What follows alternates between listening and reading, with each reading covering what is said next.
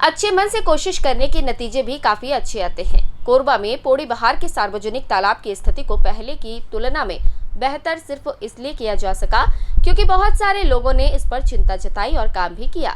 इसकी स्थिति अच्छी होने पर अब चैत्र पूर्णिमा को यहां उत्सव मनाया जाएगा। संकल्प से सिद्धि, यह स्लोगन आपने जरूर सुना होगा।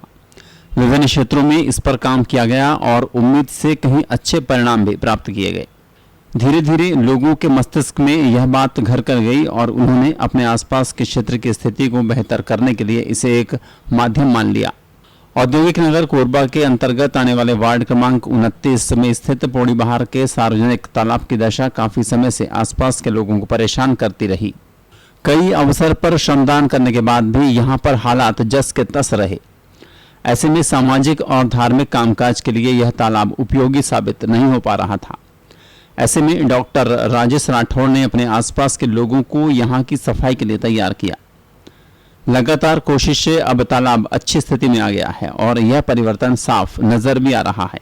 आज हमारे यहाँ 4 पचरी हैं इस तालाब में। चारों पचरी की तालाब की हम लोग सौंदर्यता के लिए इसको धो करके बिल्कुल क्लीन कर चुके हैं और ये नहाने लायक स्थिति में आ चुकी है। इसके कुछ स्तर में हम लोग पानी भी कम किए जिससे गंदा पानी जो खुजली होता था वो ख़त्म हो जाए बोलकर, और इसके बीच में कमल और अन्य ऐसे खरपतवार उगे हुए थे उनको भी साफ़ किया। आज ये स्थिति है कि यहाँ पर आराम से हम किसी भी धार्मिक कार्यक्रम या अन्य चीज़ों में हम इसे आने वाले दिनों में इसे और भी अच्छा करने के लिए कोशिश की जानी है।